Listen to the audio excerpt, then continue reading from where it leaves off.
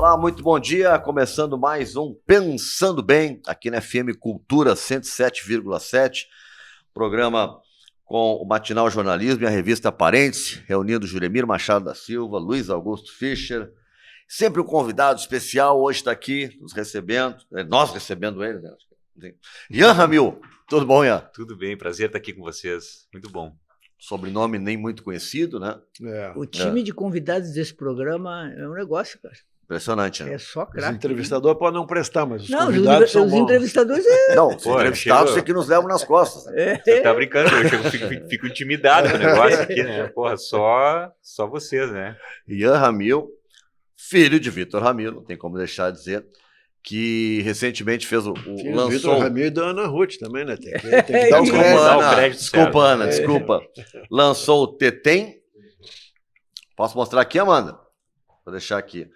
E com o show de lançamento que foi no Teatro São Pedro. Tem um CD e tem um caderninho bonito aqui junto. É um CD desmembrado, né? Tem gente que não gosta de CD e tem gente que gosta de CD. Aí, pra quem não gosta de CD, leva só o caderninho que tem no encarte, foto e tudo mais. E aí, quem quer o CD, compra o CD separado. Mas o CD é só o envelopezinho com o CD, né? Muito legal. Muito Tentando legal. se adaptar à nova realidade. Esse aqui é... Quantos você lançasse, Ian? Oi? Quantos CDs tu... Quantos Esse é o discos? terceiro disco. É o terceiro? É o terceiro disco. Terceiro disco. Terceiro E disco. qual foi que tu te consagrou lá no Grammy? Que foi o segundo? Foi o Deriva Civilização, Foi o que saiu em 2015. Saiu um ano antes da minha filha, daí da minha filha nascer, e daí minha filha nasceu em 2016, na mesma semana que eu ganhei lá o Grammy, né? Foi uma coisa de louco, né? Porque foi um disco gravado em casa, na casa dos meus pais, lá em Pelotas, e a gente nunca imagina, né, que um troço internacional desse vá sequer prestar atenção no que a gente está fazendo no interior do Rio Grande do Sul, lá em Pelotas, gravando em casa, ainda sem um selo independente.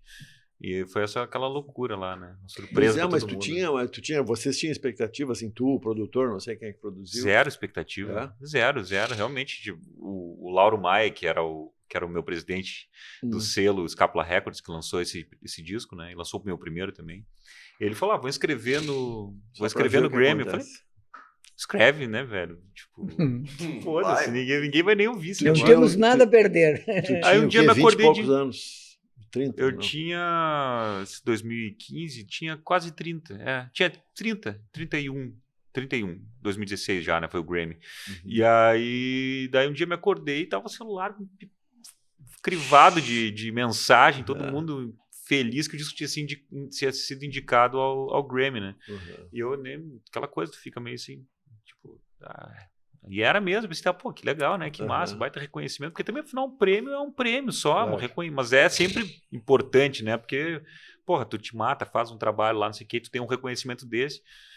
E ainda do jeito que foi, assim, muito inesperado e sem nenhum tipo de lobby por trás, nada de campanha, zero. E aí rolou depois, né, essa ida, fui junto no mesmo ano, mais incrível ainda, que o Thiago Ramil, meu primo, também foi indicado ao Grammy numa outra categoria. Melhor disco de rock, o meu, melhor disco de pop, o dele. Música na família é genético. Foi incrível, né, cara? É tipo Toda circo, a família. né? Todo mundo vai, quando vê, tá no trapézio. Alguém tava na bilheteria, o outro tava... Todo mundo tá metido na coisa, né? Bombo da morte. E aí nós fomos pra Las Vegas lá, eu e o Thiago. Eu disse, nem vou, porque não vou ganhar, né? Já chegamos lá, não vou gastar um monte de dinheiro pra Las Vegas e tal. Daí vamos, tem que ir. E a gente foi.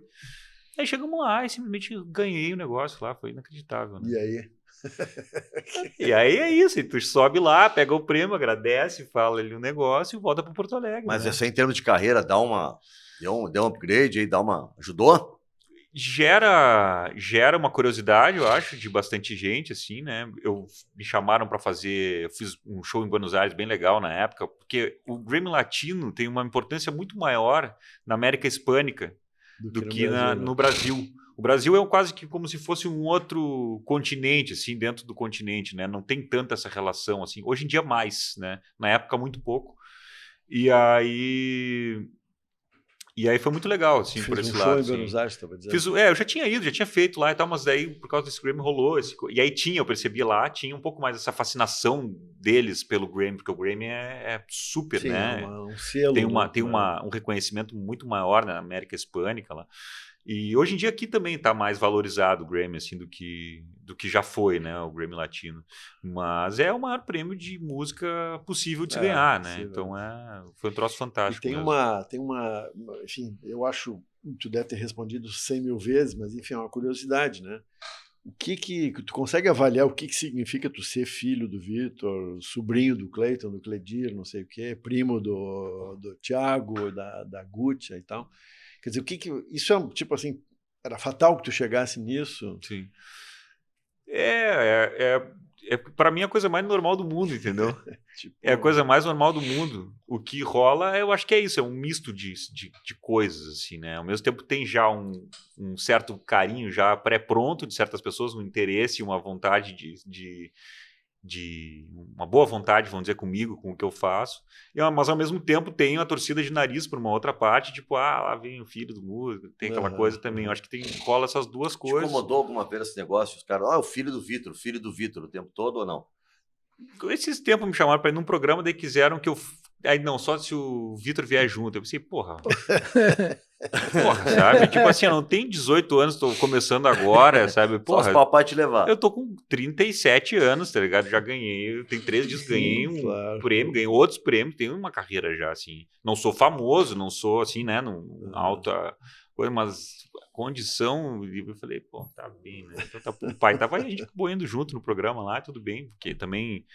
Era importante. Tem o espaço que a gente tem, né, para mostrar o trabalho, assim, que, porra, também antigamente eu diria, vai se fuder, não vou. Mas hoje em dia, sabe... Leva na boa. Acho que também é isso, né, vai ficando mais relax, mais com as leve, coisas também, né? já tô, tipo assim, não preciso também, nunca tive essa também, acho de querer me provar nem nada, assim. E aí também é isso aí. Né? Na família, assim, almoço de domingo, quando a família se reúne, rola música ou a família diz, não, chega de música, hoje só vamos... Rola. O meu tio Cleiton acho que é o que mais faz esse movimento, assim. O meu pai e o tio Cleiton não são tanto de fazer roda e fazer a função, assim, tem uma outra relação com a música. O tio Cleiton sempre foi esse tio que tá sempre com violão Convidava e puxa e tá mundo, sempre fazendo essa função, assim. A gente, entre os primos, sempre tocou muito junto, também sempre teve. E aí, claro, com o Casa Ramil rolou essa coisa espetáculo desse Casa daí Ramil. uma outra proporção que foi ter um foco profissional e tal, de dar vazão também e de sintetizar todos esses anos de parcerias e de O Casa Ramil, né? faltou um nome aqui que eu não disse, que é o teu primo carioca, aquele? O João Ramil, João, filho do Cledir. Isso. Né? Quem são? Dá os nomes de todo mundo da Casa Ramil. Cleiton, Cledir, em ordem de idade. Tá. Cleiton, Cledir, Vitor, eu, Gutia, Tiago e João. Olha só. Um 7 no palco. Eu assisti o show de vocês, aquele estava lá no São Pedro. Eu fui também. Primeiro, eu fui também. Foi muito bom. É bem... foi muito legal. É bem carinhoso o show, isso, assim, né? Isso, tem uma coisa divertida, né? Tem uma coisa... Isso. E fora, assim, as canções ali, pra mim é maravilhoso estar no palco cantando essas canções deles ali, né? Do meu pai, dos meus tios principalmente, que são coisas, porra, cantar ouvia Vitor Ramil, botava o CD, o disco do Vitor pra ouvir. Claro que não não, teu né? pai, o Vitor Ramil. Pô, claro que não, passava o dia inteiro ouvindo ele em casa, queria ouvir outra coisa. Não ouvia mesmo? Ouvia quando tinha um disco novo, coisa sim, assim, sim. Mas é quase porque eu vi ele fazendo as músicas em casa, ia no estúdio, tava nos shows, então... E ao mesmo tempo tu perde, tu nunca teve, se é que não precisou perder porque nunca teve, fantasia sobre, sei lá, tipo, inspiração, uma coisa que baixa, assim. Quer dizer, tu sabia que fazer uma canção era um trabalho, que o cara errava, acertava, mudava. Sim.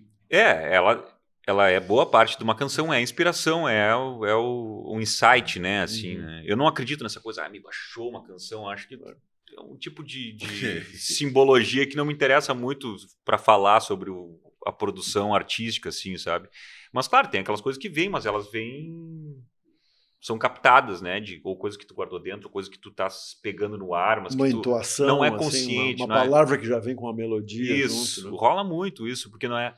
Não é esse momento, dificilmente ele é racional para mim, pelo menos. Eu não penso, vou escrever sobre tal coisa, ou vou falar sobre tal coisa. É uma ideia que vem como uma faísca, e a partir daquela faísca tu vai ali botando a palhinha vai botando o coisa e vai fazendo a fogueira ali acontecer, assim, sabe? Mas essa faísca, geralmente, ela não é uma coisa...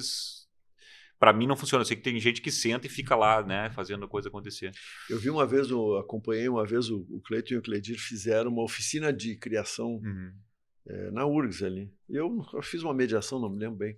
E eu me lembro que para mim chamou a atenção porque o negócio deles era assim, eles diziam assim, vamos escolher um gênero. Vai ser um rock, vai ser um não sei o quê. Aí uma sequência de acordes. Aí dentro dessa sequência de acordes vamos pensar o que nós vamos querer dizer. Sim. E resultava fazendo... Isso saía. Saía. Né? Era o contrário desse processo assim, de tu pegar um fragmento que vem, alguma coisa mais... Eu digo, cada pessoa, cada artista vai ter o seu processo, né? E meu processo, ele é majoritariamente desse lugar da faísca. Depois, a partir da faísca, daí sim, tem canções que se faz em 30 minutos, 1 hora ali, e tem aquelas que eu fico meses trabalhando, assim, sabe? Fica lá e vai até a hora. Até a hora de gravar a voz do disco, eu tô mexendo na letra, se eu achar que deve. Entendeu? Eu não... Agora, eu vi tuas entrevistas, não vi o show esse do Tetem, mas eu vi entrevistas tuas falando da coisa da filha, né? De coisas, sei lá, ela tá muito presente no dela, show. Tá muito presente no show. Super, né? Não apenas o tema e o desenho dela e o traço, e essa palavra, né, que tá no título. Mas tem uma coisa de som também, é isso? Tu ouvia ela... Tem muito, eu acho que principalmente isso, assim, né? Essas faíscas, elas começaram a surgir de um novo lugar, assim, que eu não me conhecia, assim, né? Mudou muito drasticamente a minha relação comigo mesmo e logo a minha relação com o mundo, com as coisas, e depois a minha relação com a minha produção artística, assim, tudo começou a ter com outro tom, assim, vinha de um outro lugar, e eu comecei lá pela Santos, eu identifiquei que era por essa questão toda da convivência com ela, com aquele bichinho ali, aquele ser sem vícios.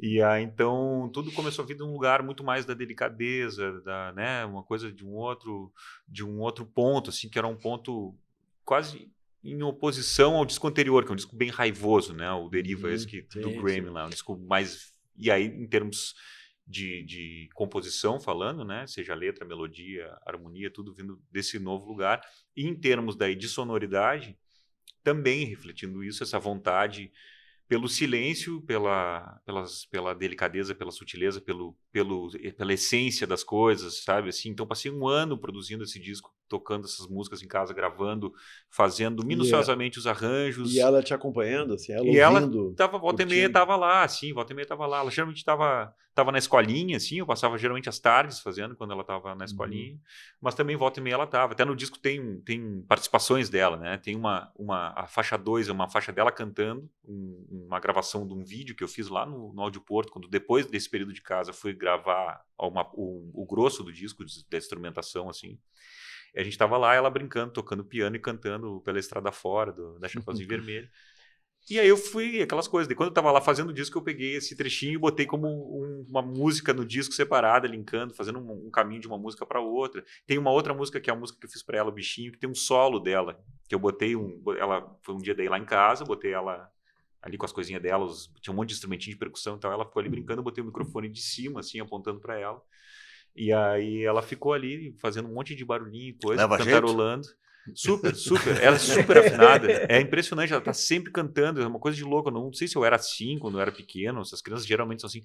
Mas ela tá sempre cantando e tá sempre inventando uma música desde muito pequenininha, assim. É uma coisa bem impressionante mesmo. E tu te lembra de alguma coisa da tua participação como criança com o Vitor? Alguma coisa, não? Tem uma muito boa do Barão de Satolep, né? Que era eu bem pequenininho, devia, não sei, ter 4, 5 anos, e aí o pai sempre contava essa, achava muito boa, que eu fui pro palco lá vestido de barãozinho, né, com aquela capa pintada de branco, com a corcundinha lá, assim, e aí, pra quem não sabe, esse era um show que o meu pai tinha nos anos 90, que ele tinha esse personagem que era o Barão de Satolep, que era um personagem que provavelmente hoje não poderia existir, né, ele era muito incorreto, né? Muito pela incorreção dele, E aí eu fui nesse negócio lá, e aí ele conta que eu tava lá no palco, teatro lotado, não sei o que, aquela coisa que eu olhava pra ele e tava o Frederico tá aí, o meu primo mais velho, que era aquela coisa de primo mais velho, assim, Sim, né? sim. Fica coisa. Era A tua fala era essa. Era isso que eu tá aí. também, tipo assim. Tu ganhaste um Açorianos também e um prêmio da Associação Paulista, né, de Críticos de Arte, né? Exatamente. Foi um Açorianos e foi O Açorianos foi o quê, de compositor? O Açorianos de compositor pelo Deriva também, esse mesmo do Grammy, e o APCA foi pelo primeiro disco, né, de Artista Revelação foi também. Outra coisa muito surpreendente também na época para mim, porque até o primeiro quando saiu, eu já estava com o segundo todo composto, então ele saiu velho para mim, assim. Eu lancei o primeiro em 2014, e aí a gente circulou, fez um monte de show, rolou um monte de coisa legal e tal. E aí, no final do ano, me deram esse prêmio. O disco foi super bem recebido, assim, também. E eu já tava, tipo, de saco cheio do disco, achando impressionante que as pessoas gostavam daquele disco, que já era velho pra mim. Sabe aquela coisa? Já tava noutra. Já tava noutra, assim. E aí rolou esse negócio e tal. Foi muito legal também. Vamos ouvir uma música? Boa ideia. Não, só uma ideia, assim, não sei. Uma Fica à vontade. excelente ideia. Eu Vou adaptar. eu vou arrumar o microfone. microfone. Vou fazer a música que eu fiz pra Nina, então, que é vou dizer, a música mais importante do disco, talvez. Um pouquinho mais perto.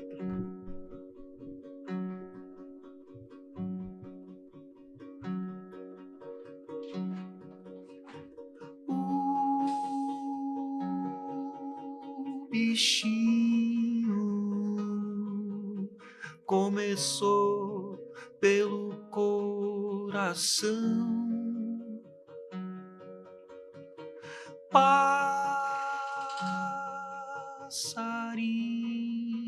passarinho pulsando em ultrassom,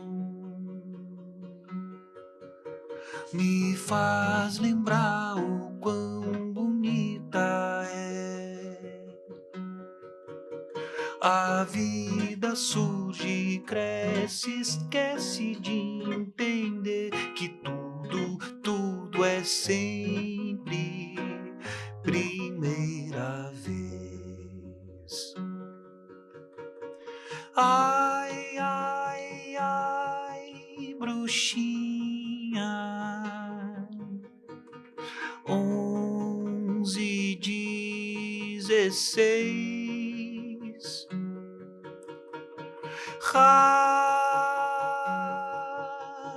Rapidinha nos transformou em 3. Eu vi uma cachoeira sair, seguindo teu corpinho a caminho do ar da terra que alvorava ansiosa por ti.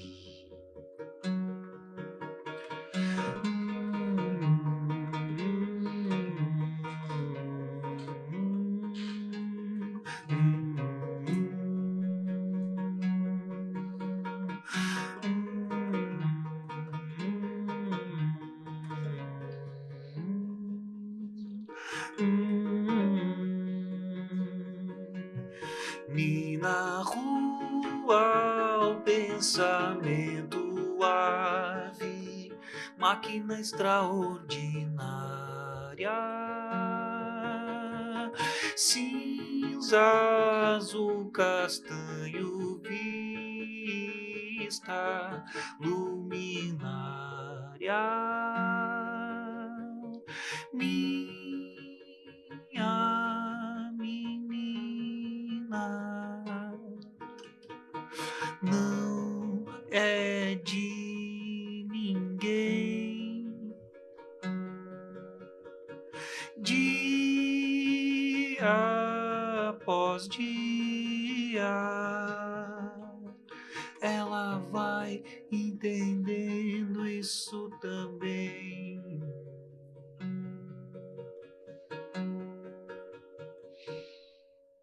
Ah, que coisa bem linda. Legal. Muito bom. Obrigado. Essa é a canção de Nina? O bichinho. Essa é o bichinho. O bichinho. Falasse antes. Aqui, ó. Agora aqui aparece, não sei se dá para pegar aí agora a tua foto aqui. Você vê que essa foto ia ser a capa do disco. Olha só. Por muito tempo, essa capa seria a capa do disco, porque ela é uma capa, é a foto, tipo aquela foto feia de família, só que é linda, assim, né? Um registro de um momento muito Sim, íntimo, sim. muito espontâneo e verdadeiro, assim, um flash na cara, a pessoa, eu adorava a espontaneidade dela, assim. Ian, deixa eu te perguntar o seguinte, a gente sempre faz esse tipo de pergunta para músico, quem te influencia? É muita coisa, assim, muita mesmo, e variada, assim. Eu, na época do disco, eu tava ouvindo muito James Blake, que é um inglês que eu gosto muito, um cara da minha geração, e não pode falar palavrão, eu já ia me empolgar aqui, já ia falar.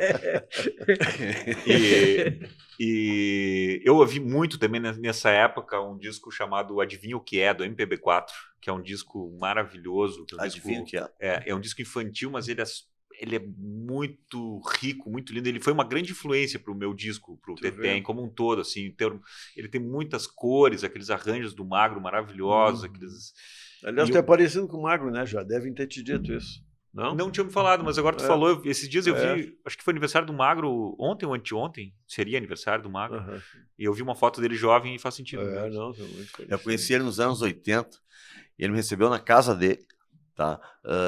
Conversamos, foi uma gentileza, tinha um amigo em comum e eu queria conhecer ele, pô, eu tenho uma imagem muito bacana, muito carinhosa dele, assim, carinhosa dele, no piano, mostrava algumas coisas, tá? Muito legal. Que maravilha. Foi um cara muito legal de conhecer. Eu queria muito ter tido a oportunidade de fazer um negócio com ele, assim, né? Eu pensava muito, quem é, puta, cadê o Magro agora pra fazer um arranjo vocal pra mim nesse disco, né? Porque foi uma pilha muito de arranjos vocais, assim, que não é minha especialidade, nunca foi, mas eu me propus nesse período de um ano a trabalhar, estudar, pesquisar em cima ali dessas coisas. Essa música, o Bichinho, ela tem um arranjão vocal, assim, de 20 vozes, várias, uma parede de vozes minha só, né? E aí, nesse período, eu ouvia muito o James Blake, eu ouvi muito o MPB4, esse disco com a Nina, desde que ela nasceu, eu botava o disco com ela no colo, ficava ouvindo esse disco, que é maravilhoso. E Palavra Cantada, vocês ouvem? Palavra Cantada já ouvi também, mas não posso dizer que é uma influência, assim, não. A influência específica foi esse MPB4, esse Adivinha o que é, né? O James Blake. Eu, no meio desse processo de gravação, eu descobri a Billie Eilish, que é uma americana adolescente que eu acho... Pra mim, ela é Beatles dessa geração, assim. Eu acho ela genial. Eu acho ela genial. Tem a capacidade de mexer no pop, que é esse engruvinhado estéreo de sons, e ela consegue brotar coisas dali muito originais, muito interessantes, assim. Descobri e fiquei maluco com ela na época que eu estava gravando o disco. E achei muito legal, porque eu estava lá, né, uns 30 e poucos, fazendo um disco no Rio Grande do Sul, viajando em silêncio, viajando em gravar em casa, né, sonoridades diferentes, e um processo bem solitário. Daí escuto esse disco dela, vou atrás e descubro que ela fez esse processo muito parecido com o irmão, gravando em casa, lá em Los Angeles, né? Ela estoura bem novinha, né? Super. Ela Agora, já isso é uma coisa que a gente não 16 teve na nossa anos, geração, né? Que é essa percepção, assim, de que a tua geração é gente de qualquer lugar. Aliás, tem uma canção aqui que diz ela nem é minha geração, né? Eu tenho o dobro da idade dela, provavelmente. Não, mas eu digo, mas tu tem essa coisa por causa dos meios digitais e tal. Como é que é o nome aqui? O Mundo é Meu País, uma coisa assim? Esse é o nome? O Mundo é Meu País é uma delas. Assim. Porque é essa coisa que, enfim, na nossa geração a gente teve que lutar, o teu pai também teve que lutar muito contra essa coisa de eu sou provinciano, não sou provinciano, eu vou deixar de ser provinciano, me acusam de provinciano. Sim. Era um tipo de dilema assim que tu tinha que enfrentar o tempo todo, né? Mesmo que tu não tivesse, digamos, internamente um problema a respeito disso, era sempre, não, mas tu é gaúcho, não sei o quê. E aí eu acho que, não sei, é uma especulação que eu estou fazendo, para a tua geração é muito mais fácil assim tu saber, pô, esse cara aqui é meu parceiro, o cara mora onde? Sei lá onde, na Inglaterra, mora na Índia e tal. Sim. Tem muito isso, né? Tu é muito mais do mundo do que... sentimento, eu acho, um sentimento, mas eu acho que de fora para dentro eu sou o artista gaúcho, sabe? O cara que mora em Porto Alegre. De fora para dentro assim. Te cobram isso? Não é que cobram, mas é uma coisa que eu percebo que existe essa percepção, assim, ainda eu acho, de alguma maneira, assim, sabe? Por mais que eu me sinta próximo disso, cara, de todo, da Billie Eilish, tem essa relação, assim, tem ainda essa coisa, assim, sabe? Ainda a coisa de levar a carreira fora de São Paulo, por exemplo, no Brasil, é uma loucura, assim, sabe? Em São Paulo te cobram isso, te perguntam. É um né? artista gaúcho em São Paulo ou tem não? cobrança, Uhum. não tem cobrança. Em São Paulo tem essa coisa, é um artista gaúcho ou é um artista? Tudo não, mas muita matéria que sai é o artista gaúcho, Ramil. Essa coisa essa sensação de pertencer ao mundo é uma coisa muito mais, eu acho que interna, assim, a internet possibilita a gente estar conectado com tudo o tempo todo. Mas ainda é muito diferente tu ser um artista que mora em Porto Alegre ou tu ser um artista que mora em São Paulo. Tu né? moras onde? Eu moro em Porto Alegre. Tu moras em Porto Eu Alegre. moro em Não Porto pensaste ainda em fazer a mudança para São Paulo? Não, pensar sim, né? Pensar... Eu nunca tive o ímpeto, assim, nunca vou me mudar, nunca tive essa vontade, assim, direta, assim. Até porque agora também eu sou pai, tenho 2 filhas, a minha filha está na escola, a mais velha. A segunda nasceu agora, A segunda isso. está com 20 dias agora. Que 20 loucura. dias, que maravilha. E a minha mulher tem o trabalho dela aqui também, então tem toda uma estrutura, né? Talvez se eu fosse sozinho, tivesse, né? Talvez eu tivesse ido. Mas eu já tô com a Laura, minha companheira, faz 11 anos, então a gente já tem bastante tempo, assim. E eu gosto muito de morar em Porto Alegre. Eu gosto muito, eu sempre sonhei que a gente poderia transformar isso aqui num grande centro cultural. Acho que todo artista que vive aqui sonha de alguma maneira com isso, mas é muito... É um sonho autonomista, não tem jeito, todo mundo É tem isso, né? é bem todo mundo gaúcho. tem, mas é porque a Nós gente... somos autossuficientes. Mas é muito complicado, né? Porque aqui tu não tem... todo mundo que trabalha com música, com arte aqui, acaba tendo que muitas vezes trabalhar com outras coisas, não consegue se dedicar, não consegue, sabe, ter investimento suficiente para produzir as coisas de um nível que se produz em São Paulo, sabe? Então, a gente vai ficando, né, parece numa estrutura mais amadora de produção cultural, assim, sabe? Mas tu faz o circuito do interior, por exemplo, assim, shows e tal? Eu faço alguma coisa, eu já fiz várias cidades já do interior, assim, mas não existe exatamente um circuito, assim, sabe? São Paulo é muito sustentado, a cultura lá em São Paulo é muito sustentada no Sesc. O Sesc é muito Sesc forte é lá. outra coisa. Né? Então a gente falou disso. Temos falado aqui do Danilo Miranda aí, de sua obra. O Sesc é muito poderoso lá, tem muito investimento, tem muito dinheiro. Então, e eles têm espaços, shows, a cidade casas, de São Paulo né? tem, sei lá, 20 e tantos Sescs, e são lugares maravilhosos, que um grande arquiteto projetou, sabe? Que tem estrutura maravilhosa para toda a comunidade. Paga bons cachês. Paga bons cachês, tem bons equipamentos, sabe? São vários teatros espalhados. Então, a cena cultural, eu percebi que já que ela... E fora isso, existem muitas outras casas muito legais de show, e não é só a cena, né? Obviamente, do Sesc. Mas o Sesc é vamos dizer que é o alicerce, me parece, da produção cultural em São Paulo. Assim, o tamanho do mercado também, todo mundo diz, né? O primeiro mercado de livro no Brasil é a cidade de São Paulo. O segundo é o estado de São Paulo. E o terceiro é o resto. E o Sesc não é assim em nenhum outro lugar do Brasil. Só em São Paulo, porque tem a ver com acho que, pelo que eu entendi, com a industrialização do lugar, tem a ver, a quantidade de verba tem a ver com esses cálculos todos que são feitos e tal, que faz com que São Paulo tenha esse super investimento. O Sesc, ele existe aqui em Porto Alegre, no Rio Grande do Sul, mas ele não tem... É muito mais acanhado. Nem perto da capacidade de proporcionar a circulação, a cultura. Se a gente tivesse uma estrutura como o Sesc de São Paulo tivesse aqui no estado, seria outra realidade. Cada cidade do interior lá com o seu Sesc, podendo pagar bons cachês, a cidade de Porto Alegre tendo...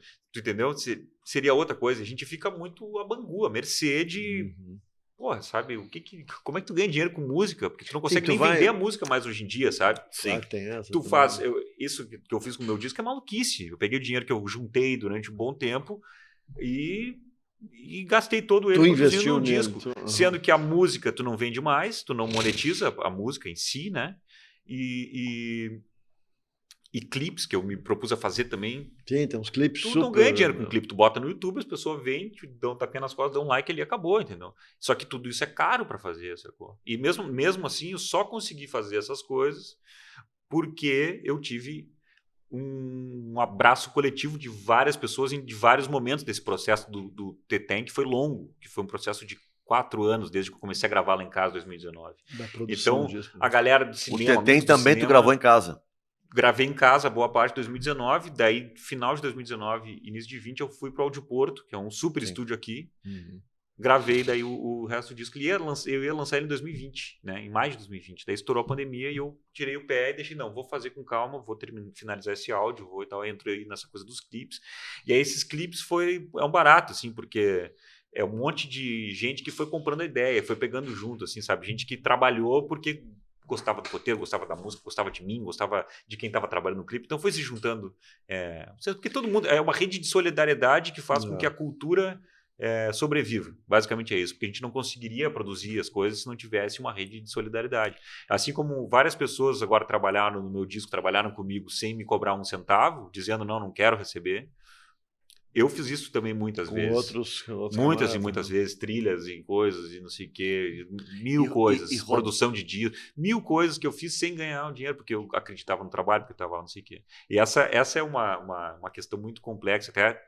Até agora, nesse momento, eu estou lançando um negócio que aqui é incomum, mas que é muito comum nos Estados Unidos, que é um financiamento coletivo recorrente.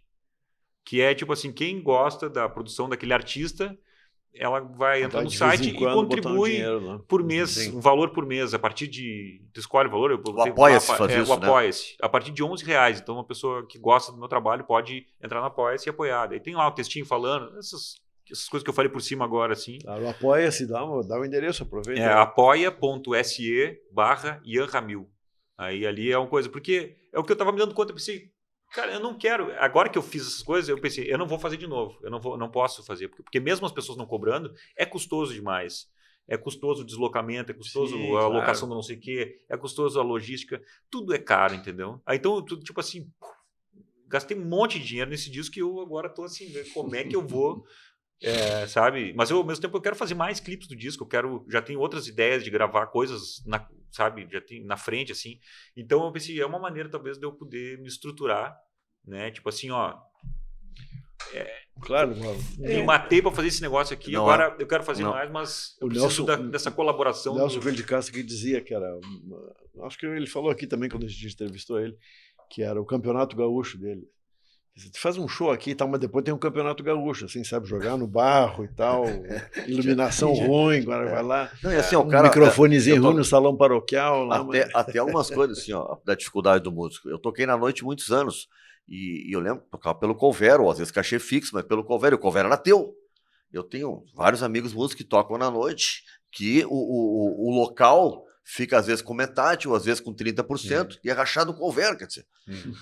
Aí é o fim, entendeu? O couvert é pago pelo cliente para o músico, artista, né? E o cara com uma taxa, quer dizer, o músico, além de estar tocando, ele leva a gente para o estabelecimento, porque ele está ali, né? Sim. E ele tem que pagar uma taxa para tocar, é inacreditável isso. Tem um monte de música que eu tenho visto falar isso, que eu acho um absurdo. É uma coisa muito dura, assim, é uma coisa de maluco escolher ser artista e viver em Porto Alegre, se propor a fazer as coisas assim como eu venho fazendo, assim, sabe? Esse projeto eu tenho vontade também de ter, assim, eu fico pensando, bom, se eu consigo estruturar, ter uma grana lá, eu consigo pagar os ensaios dos músicos que vão lá ensaiar comigo. Eu consigo, porque, pô, a gente sai um monte pro show, daí, pô, os guris também estão contando que nós vamos conseguir uma grana da bilheteria, entendeu? Eu conseguiria ter pagar o designer que vai fazer o cartaz, coisa, o fotógrafo, sabe? Tem toda uma questão, assim, fiquei viajando nesse negócio, fiquei pensando que pode ser uma saída e fiquei sonhando com o que isso pode se tornar. Assim, mas já começou essa coisa do apoio, já está rolando. Eu não botei... Que dia o programa vai ao ar? Sábado. Nesse sábado? Opa. Não, ele tá... Enfim, ele tá no ar, o Apoia-se já, tá no ar. Eu não fiz ainda, nesse momento que a gente está gravando, eu não fiz a divulgação dele nas minhas redes, mas ele já está lá no ar, já está funcionando, já falei com alguns amigos mais próximos, tal, já tem alguns apoios, a coisa começou a andar. Em seguida eu quero anunciar nas redes, convidar as pessoas a participarem desse processo também. Agora, assim, do ponto de vista hoje de fazer música, não precisa necessariamente fazer o CD, né? CD físico. É físico, é uma escolha, digamos assim, estética, porque poderia simplesmente fazer um álbum para veicular no Spotify, digital. Então, mas é aí que tá. É aquilo que eu estava falando. O streaming não paga nada. Não paga nada, entendeu? Paga uma miséria. O YouTube, o Spotify, é uma miséria, entendeu? Uma miséria. Para tu ter renda ali, tu tem que ser... Então, o CD, ele é uma maneira de tu, primeiro, acho que concretizar o trabalho ali, ter um objeto, objetificar ele, né? E eu, um tempo atrás, eu perguntei quem se interessava por CD nas redes e tal. Tinha lá 33% das pessoas disseram que ainda ouvem, ainda compram, ainda se interessam por CD. Eu disse, tá bom. Fiz uma quantidade pequena, mas ele também é uma maneira de eu conseguir ter algum retorno financeiro com a minha produção. Vendeu porque o eu CD produzo, claro, tu tem que fazer aquele investimento, né, para poder produzir aquilo, mas depois tu tem que contar que tu vai conseguir vender aqueles CDs nos shows e tal. Mas é isso. Daí eu pensei nessa maneira também que muita gente fala, eu gosto tanto das letras, gosto de ter não sei o quê, gosto de ter não sei o quê. E aí até o pai fez um negócio parecido, do Ramilonga, que era, e o CD vinha junto com o caderninho. E ele me disse, pô, as pessoas vinham, às vezes pediam, tá, mas tem como vir sem o CD? Só o caderninho. Só o caderninho. E aí eu tenho um caderninho do sacanagem, do Vitor. Não, ninguém dizia isso pra ele. Falava. Não pra ele, não sei se pra ele, mas pra quem tava na lojinha. E aí eu achei curioso, porque muita gente não tem mais onde ouvir CD. Então não interessa mais. Eu pensei, bom, tem gente que tem. Compra um carro hoje não vem mais. Troço irritante, não vem CD mais. Sim. Bom, eu gosto de CD. Eu também, tenho um monte de CD em casa. Tu compra um laptop e não tem mais entrada. Não tem mais. E aí eu pensei, bom, vou fazer então o caderninho, que é um troço que eu acho que é muito legal, sabe? Que tu consegue expandir a coisa visual do disco, as letras, fotos, informações, tudo mais ali. E vou fazer o CD para quem gosta de CD. Eu fiz uma tiragem bem pequena do CD. E é só um envelope com o CD, com a capa, contracapa e o CDzinho dentro, né? E aí, tá, quem a pessoa que quer comprar pode comprar os dois ali no show, ou compra um só. É incrível como são parecidos hoje os dilemas dos músicos e dos escritores, né? Passa por aí. Fazer o livro físico ou não fazer o livro físico? Tá nessa. Eu achei que a literatura tava... A literatura é meio que uma área de resistência em favor do físico, né? Mas assim, cada vez mais o editor vai dizer, pô, faz um e-book. Diminuiu muito a venda do físico? Não diminuiu, não aumentou. Entende? Porque a maioria vende o CD, não é que ele não... Ele acabou quase. Porque... Só tem de comprar CD. Lógico, CDs novos. E o vinil está subindo, tem uma subida. O vinil é super, eu quero fazer, mas o vinil é caríssimo para fazer, né? Não tem dinheiro para fabricar vinil agora, é muito caro. E aí eu vivi bem essa transição. Meu primeiro disco ele saiu em 2014. Eu fabriquei 1000 discos. CDs. E 300 LPs. No ano seguinte, não tinha mais CD, tinha esgotado os CDs. E aí, em 2015, lancei o disco Deriva. E pensei, bom, se vendeu 1000 em um ano, já vou fabricar logo 2000 do Deriva. Cheio de emoção. Já fabriquei logo 2000, porque pensei que fica muito mais barato quando tu fabrica uma quantidade maior, né? Claro. E aí aproveita e tal. Só que foi bem nesse ano que começou já existia, mas foi quando começou a hegemonia dos streamings, né? Quando a coisa se organizou e se fechou ali e rompeu. E acabou o CD. E eu tenho CD até hoje do Deriva, entendeu? Mudou a relação, parou de vender de uma hora para outra. Simplesmente parou. O cara que quer o CD é porque ele quer ter na mão, assim. O cara quer ouvir o Ian Ramil, ele vai no YouTube, ele vai no Spotify, coloca ali e ouve a música que ele quer. De graça. Mudou. De graça. Agora, eu ia te fazer uma pergunta que eu devia ter te feito talvez no começo, que é o seguinte. No teu período de vida, tu morou em Pelotas, no Rio? Chegasse a morar no Rio? Morei, sim. Sou Flamengo, né? Nasceu onde? Que barbaridade. Eu nasci em Porto. Nasci em Porto. Parabéns, Flamengo é um grande clube do Brasil. Mas e daí? É o único clube nacional. Meio nojento, Flamengo. Esses dias eu te vi xingando o Flamengo, Nando, não foi? Que eu te vi xingando o Flamengo esses dias? Não, eu tenho bronca com essa diretoria do Flamengo fora de campo. É um nojo. Fora de campo. Desde o Ninho do Urubu, o jeito que eles trataram as famílias e tal. Agora o Pedro denuncia, né, que está sofrendo assédio psicológico. Foi isso que eu acho. E aí ele é afastado. Ele é afastado. Tomou uma punição. Tomou punição. Mas ele não obedeceu o cara. Mas é o mesmo cara que deu um soco nele. Se ele não obedeceu, ele tem motivo, né? Eu acho que essa questão é delicada. Eu acho o cara deu um soco nele. Não, absurdo. O cara dá um soco absurdo. e ele não obedeceu porque já tem um rolo antes. Não. Isso aí não tem desculpa. Mas eles demitiram o cara, né? Demitiram o cara. Sabe quem é o preparador agora do Flamengo? Não vou ficar defendendo essa diretoria. Sabe quem cuida do Pedro agora? É o filho dele. É o filho dele. Sim, que seguiu, né? Seguiu o filho dele, é o preparador físico do Flamengo. Filho do preparador? Do preparador que foi demitido. Eu vi que eles contrataram agora um maluco Maidana, que é para ser o preparador mesmo, né? Acho que o filho segue como assistente e entrou esse Maidana, que é um cara que tava lá no E aqui tu é Grêmio ou Inter ou não? Tia, eu não tu é gremista, sou. Não sou. Criptogremista. Eu vou dizer, o meu pai é gremista, né? É gremista. Quando eu era pequeno, tinha aquela o Grêmio é meu segundo time. Teve isso em algum momento da minha infância, assim, por causa disso, porque eu vivia aqui. Mas sempre fui Flamengo, sempre foi o meu time desde os 4 anos. Tu cresceste no Rio? Eu até os 5.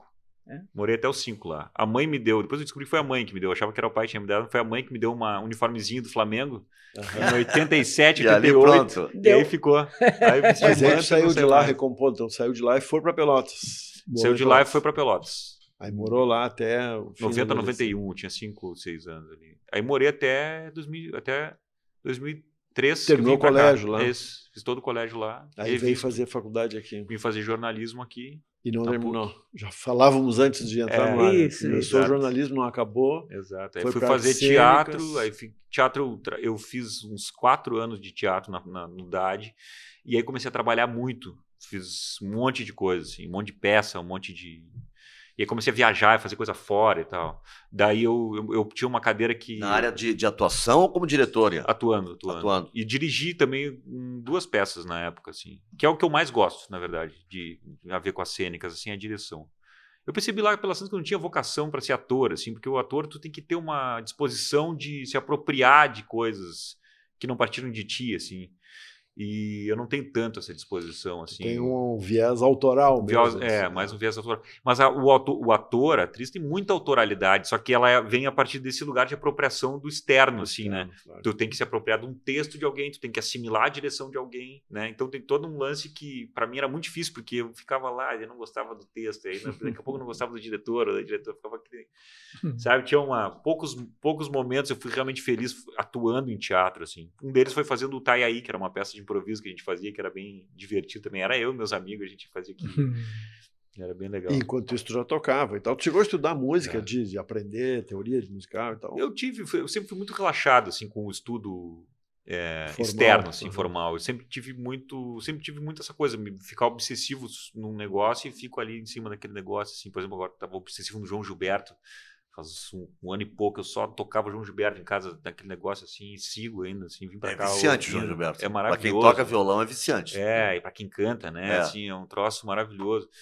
E aí, mas eu nunca tive o estudo, nunca, né, formal da coisa, assim. Tive alguns professores e tal, mas foi mais isso, na prática mesmo, tocando e na pesquisa em casa, assim, na coisa da minha música. A outra coisa de criação também que chama atenção na tua obra, né, que já tem uma obra agora, já dá para chamar, dá minha chamar obra. Né? 3 dias é uma obra, com certeza. Não, é um negócio que no Vitor aparece muito também, que é essa, enfim, por um lado, é assim, o selo de autor, entendeu? Isso aqui sou eu, né? Não tem nada parecido com isso. Autoral, né? Mesmo. E, ao mesmo tempo, muito experimental. Né? O tempo todo, assim, na obra do Vitor aparece isso. Na tua obra, acho que mais ainda, não sei se é só uma diferença de geração, que é de ir até os limites, assim, tipo, sei lá.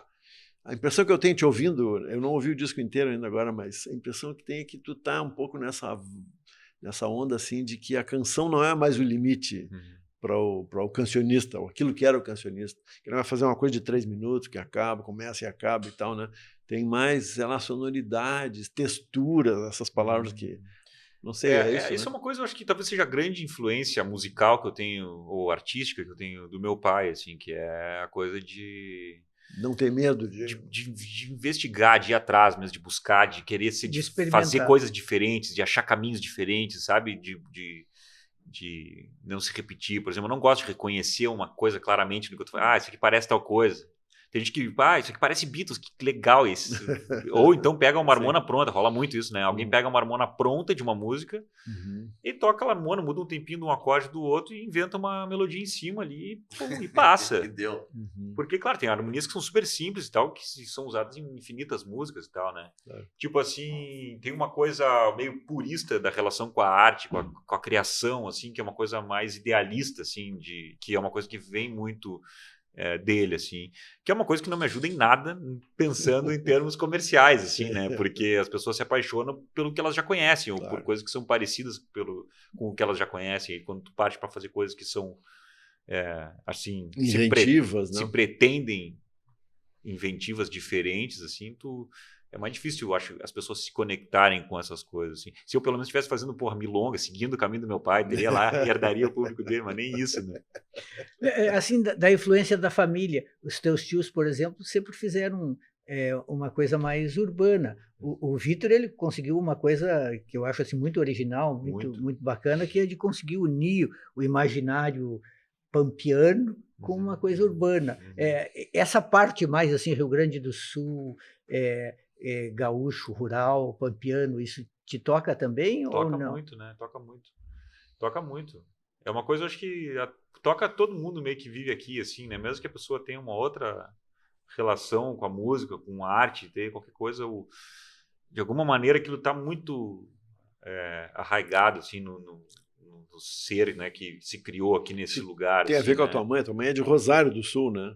A mãe é de Rosário do Sul, exatamente. É outro, não é o mesmo mundo de Pelotas, né? São não, coisas já é mais campanha profunda. E tu tem vivência lá? Bom, devia visitar lá a cidade ou coisa assim. Né? A vida toda, né? A vida toda, assim, indo para lá nos finais de ano, assim, a gente sempre ia para lá, ou quando já estava morando aqui, ia para Pelotas também, ficava uma família da mãe, a família do pai, sempre teve essa coisa. O encontro da família toda, o casarão, quando você se reúne e tal, é onde? Casa da mãe, dos pais, como é que funciona?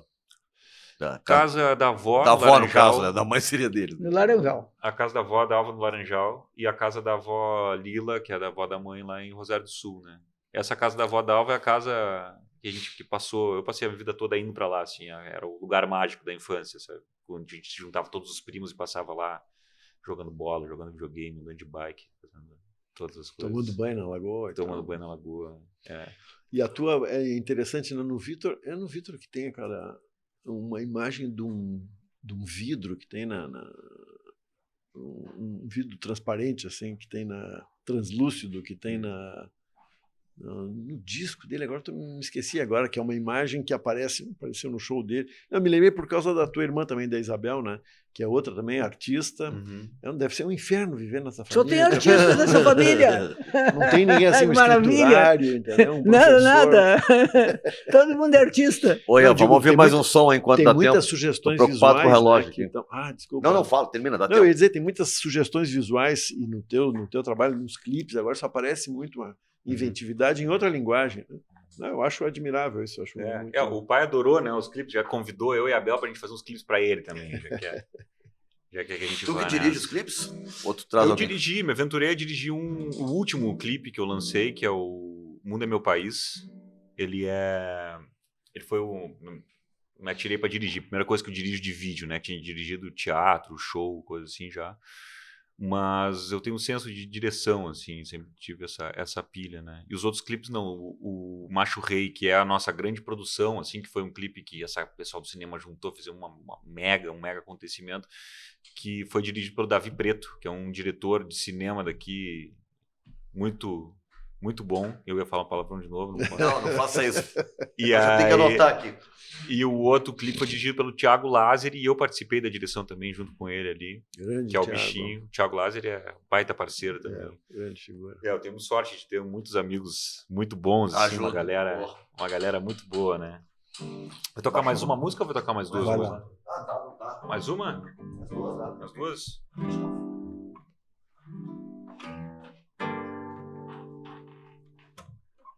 Serei 1000 pares de pernas dançando em roda, em volta, em roda, em volta, em roda, assistindo o shopping center queimar. Quando a publicidade morrer e desintoxicar a felicidade e a cidade respirar o fluxo da terra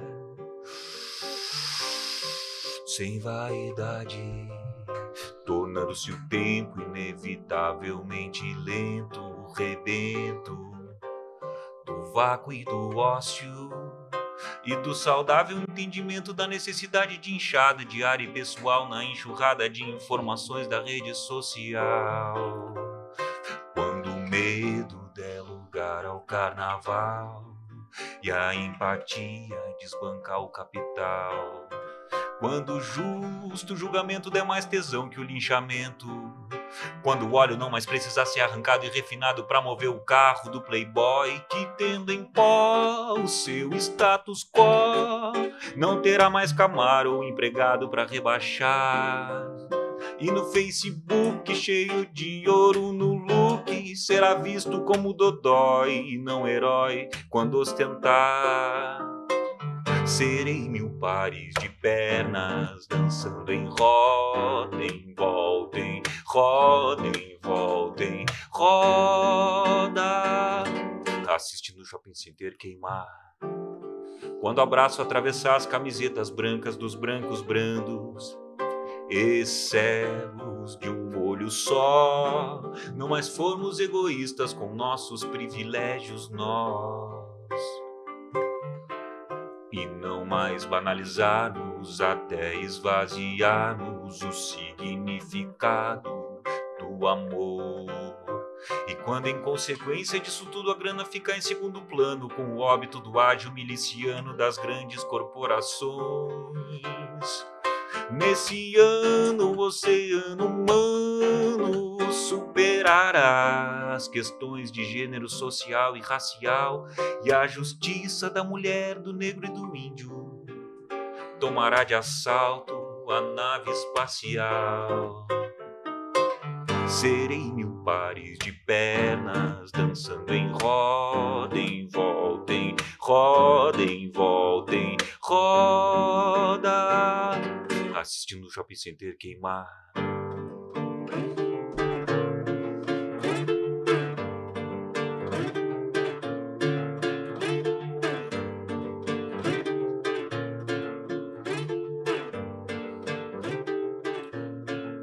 Eu digo, toda a pressão represada entre os ombros do meu cotidiano voará e cairá sobre o palácio dos vampiros do comando. Eu digo, toda a pressão represada entre os ombros do meu cotidiano voará e cairá sobre o palácio dos vampiros do comando. Serei 1000 pares de...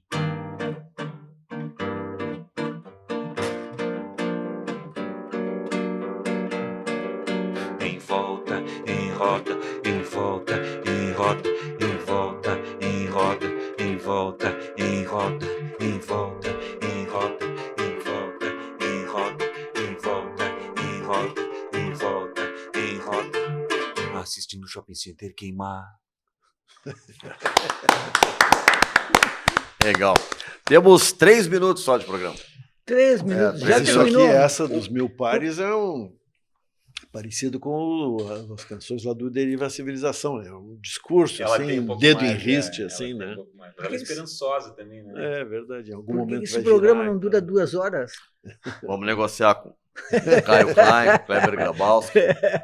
Oi, o show viaja agora? Quais são os planos agora? Agora vamos, a gente está definindo as datas, quer anunciar todas elas mais juntas, assim. A gente vai provavelmente por outubro e novembro fazer uma circulação no interior do estado, sudeste também. E eu quero muito ir para o nordeste, que eu não fui ainda. E se der certo, a gente vai para lá também. Legal. E a Ramil, o pessoal quiser comprar o CD, já que tu disse que tem gente que gosta de CD. Spotify, YouTube, tu vai encontrar o Ian Ramil, não é com Y, é com I mesmo, Ian Ramil. Mas o pessoal quer ter o teu CD e o caderninho junto. Sabe que eu ainda nem organizei esse negócio, essa coisa, né, de ser independente, assim, ainda estou organizando essa venda online. Ainda estou organizando a venda online, mas as pessoas podem me escrever ali, a gente dá um jeito de mandar, né? Me escrever nas redes sociais ali, Ian Ramil e tudo mais. Mas eu quero em seguida ter uma lojinha mais organizada. E nos shows, né? Eu vou sempre levar esse material para ter nos shows também. E por que o teu nome é Ian? Agora acabei de me ocorrer. Ian, foi uma amiga que eu acho que sugeriu na época. Não era por causa do Ian Anderson, que era famoso na época? Não saberemos. A Pô, falecida já, a Rita, foi que sugeriu. Não sei qual era a motivação dela, mas ela sugeriu, o pai e a mãe gostaram e ficou. É assim, eu acho que é assim. Quem sabe Ian, tá legal. Bota Ian. Ian, óbvio, assim, Ian, por exemplo. Né? Fácil de dizer, né? Fácil de chamar. Oi, Ian, vem cá. Isso. Fica tranquilo. Porra, tem como errar demais. A vida inteira erraram o meu nome. Com Y. Hoje mesmo, o cara da Claro foi levar uma coisa lá escrito Ivan. Jurandir, todo mundo fala Jurandir. Jurandir. Nós temos que dar um tal com o senador Paulo Paine. Uma hora eu desisti. Eu corrigi ele umas 6 vezes. Mas agora vai. Jurandir. Jurandir, A vida inteira. Não, e o pessoal que sabe que é Jurandir, que conhece ele toda hora, mas sai qualquer coisa. O meu também é assim. Eu escreve sempre errado, com Y, com M. Com 2 N's. Com H, com tudo. Até com H. Eu já chegava em festa, às vezes, como é que é o teu nome? Ian? Leandro? Qualquer coisa. Não, o nome mesmo, né? O pessoal já acha que pode ser um apelido, né? Ian e tal. Não, o nome. Não, mas não, é mesmo, né? É Ian, cara. É Ian. Ian Ramil, muito obrigado. Muito obrigado, eu que agradeço, prazer estar com vocês nem aqui. falamos, vai ter show também, além do teu, tem show da família Ramil, Casa Ramil, nos próximos dias aí, Tem show do Casa Ramil dia 1º de setembro no Araújo Viana e depois dia grandão, 3 de setembro no Teatro Guarani em Pelotas. Olha só. Vai ser lindo esse show lá. Vai o lançamento do disco do Casa Ramil, né? É um disco ao vivo que a gente gravou no Teatro São Pedro e vai ser bem, bem especial essa noite também. Muito legal. Obrigado, Ian, por Obrigado, aqui. eu que agradeço. Bom estar com vocês. Fechou, gente. Fechou mais uma edição do nosso Pensando Bem, com a revista Parêntese e com o nosso Matinal Jornalismo. Voltamos, eu, professor Fischer, Juremir Machado da Silva, na semana que vem aqui na FM Cultura 107.7. Bom final de semana para todo mundo. Valeu, tchau, tchau.